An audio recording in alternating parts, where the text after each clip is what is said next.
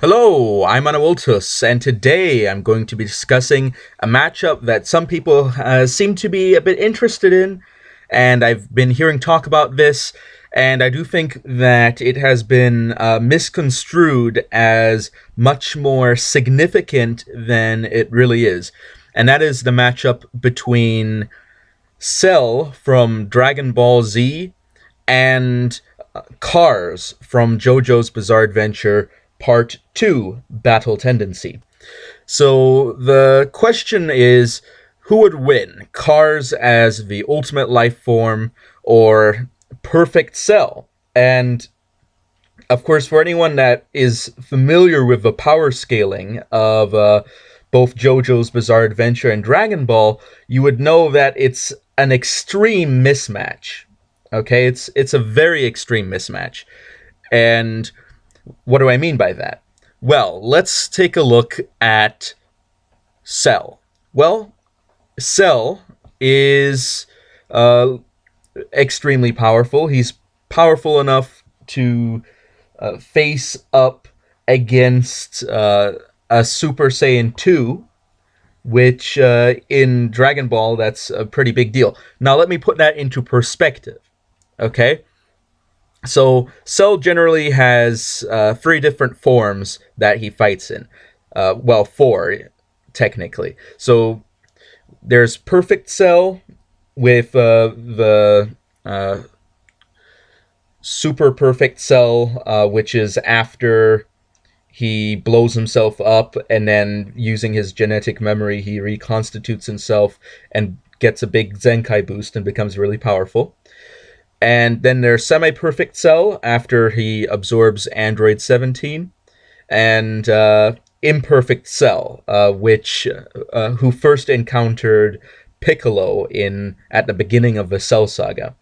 Now, Imperfect Cell eventually is about equivalent in power with androids 17 and 18, as well as Piccolo. Now, of course, there's some fluctuation there since Imperfect Cell throughout the story arc becomes more powerful. But scaling them against the two androids and against Piccolo, he's generally equivalent or maybe slightly weaker earlier on in the story arc, and then perhaps slightly stronger later on. Imperfect Cell is very powerful. Now, let's scale him off of Piccolo. So, Piccolo and the androids at during the Cell Saga are more powerful than the Super Saiyan 1s, not the Phase 2 Super Saiyan or anything like that. Just a simple Super Saiyan, they're more powerful than that. And then you scale that, the Super Saiyans, original Super Saiyans, are more powerful than 100% Final Form Frieza. Now, 100% Final Form Frieza is, scaling-wise, more powerful than First Form Frieza. And First Form Frieza can destroy planets casually. So, you see where I'm going here. If Cell is many times more powerful than a character who casually destroyed a planet, and we're facing up against Cars here, okay? So let's put Cell on the back burner for a moment and look at Cars. Cars has some stated stats in the manga, in JoJo's Bizarre Adventure. He's got an IQ of 400, which is pretty good. He has a gripping strength of 900 kilograms per square centimeter, which is quite a bit. I mean, that's definitely stronger than I can grip, but that's nowhere near planet level. And, of course, his striking power, you'd think it's probably a multiple of his gripping strength, or at least for me it is. I'm just extrapolating out here. It usually would be. His striking power would be a multiple of his gripping strength, And even if you multiply that by 100 times, you're still nowhere near planetary level, destruction-wise. And also, if you look at how durable is Cars, well, he fell in a volcano, and in order to protect himself, he had to use his abilities to create bubbles and then make a shell inside of the volcano so that the heat wouldn't burn him. Now, the implication of this is that his bare flesh is very susceptible to such types of burns, which, of course, means that he's on a durability scale a lot lower than characters who can survive energy beams capable of destroying planets. So, Cars is really outclassed. But you may say, what if Cars has some sort of trick up his sleeve? How would Cars be able to beat Imperfect Cell? Now, one argument people like to make is that his abilities as the ultimate life form give him the ability to use any ability of any life form in existence, even hypothetically Cell. Now, the problem with that is that Cell doesn't exist in JoJo's Bizarre Adventure. And if we look at Cell's powers, Cars' powers, we know that his ability to manipulate his body into the forms of these various animals is based on his genetic memory. In other words, there is a physical information that limits the kinds of animals or animal abilities that Cars can use. Now, let's kick this up another notch. Cars and Cell are from separate universes. In addition to that, the limitation of Cars' powers are based on the stone mask, which Cars himself made, and therefore, any genetic information that is not related to either Cars' own genes, because in JoJo's Bizarre Adventure, there is an idea of embryonic recapitulation, or any genetic modification that the mask brings him, which he himself made, which means any of that is something that he himself would have put in there. If you take all of that into account, it is impossible for Cars to instantly have abilities equivalent to that of Cell. Now, that being said, you may say, what if he just looks at Cell and can use his abilities? Well, Cars has an IQ of 400, or potentially higher, but being smart doesn't make you able to use things that you don't comprehend. Now, of course, in JoJo's Bizarre Adventure, there's this linguistic adaptation that the Pillarmen do that is very fast, but that's not necessarily the same thing, since that is using an external experience, that is, the encryption of information in language, and observing that and understanding that, and comparing that to using Ki, which is something very different in the Dragon Ball universe, where using Ki is something that isn't necessarily something that is purely based on observing somebody else using it. So it's a lot different. Now let's get back on track here. So Cars' abilities with the stone mask do not give him the powers necessary to copy Cell's powers.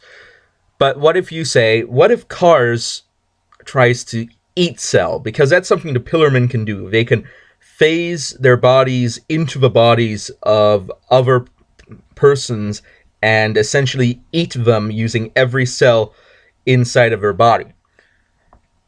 Now, the problem with that is that, of course, Cell is at least planet level in durability. That is to say that if you were to punch him with the strength to destroy a planet, Cell would survive, since that's the level that Cell is fighting at, even the imperfect Cell. Second, Cell, or at least imperfect Cell, is mostly an arthropod, and therefore has a hard external carapace that would generally prevent that sort of chemical exchange between him and something else coming close to him.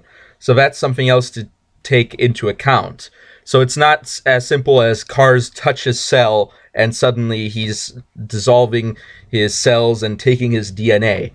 Also, Cell theoretically has very strong innards, in theory, because he gets hit by beams, and even when he gets injured, it's not as if when his carapace gets broken by a beam, all of his innards vaporize, which you would expect if all the strength of your body or the durability of it is on the surface, but your innards aren't strong enough to deal with that.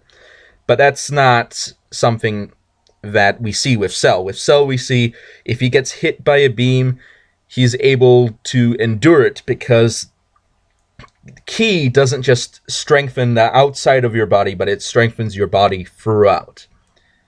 And that's something else to take into account. Now let's take a look at an alternative scenario.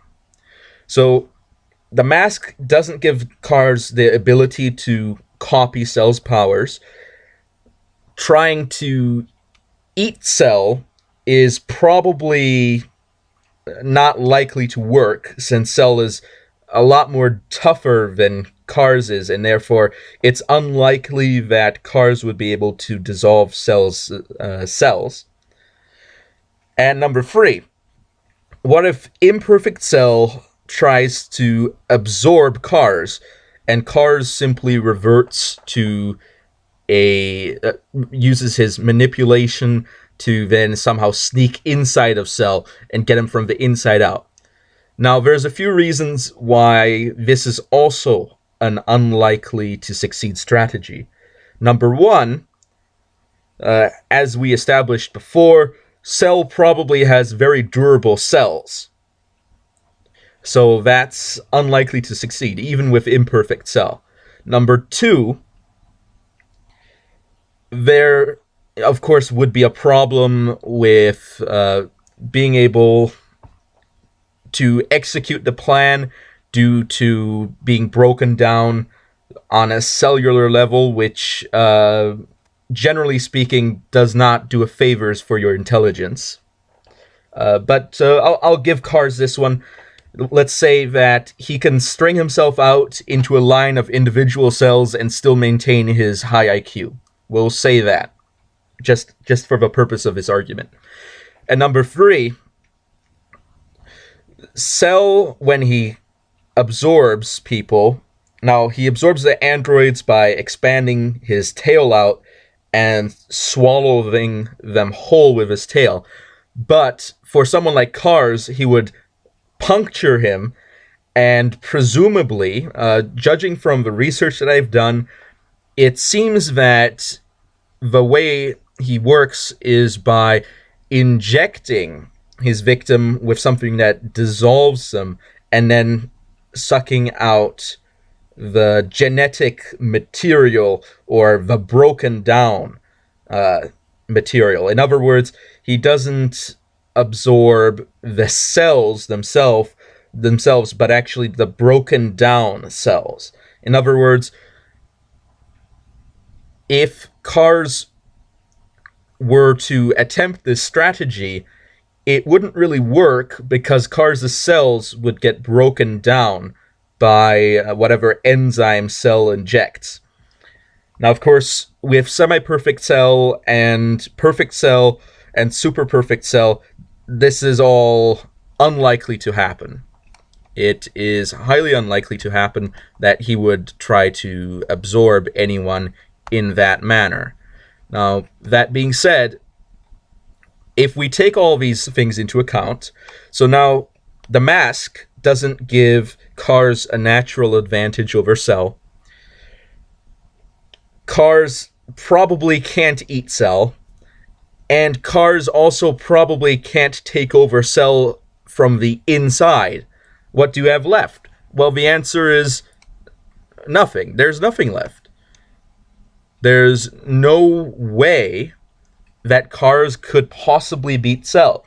So I don't understand why people are making this argument as if it is something that, oh, Cars might win. There's no way. Absolutely no way.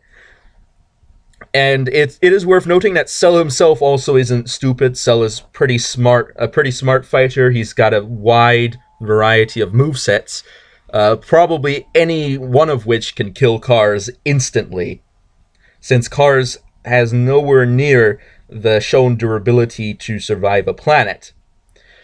So that's my argument, essentially. So tell me what you thought. Was there something you'd like to add to the conversation? Was I wrong about something? Is there a correction that I need to make? Would you like to co-host an episode with me of my science fiction power scaling? All of that, it's all on the table. So thank you all for watching, and I'll be seeing you all next time on Awiltus over and out.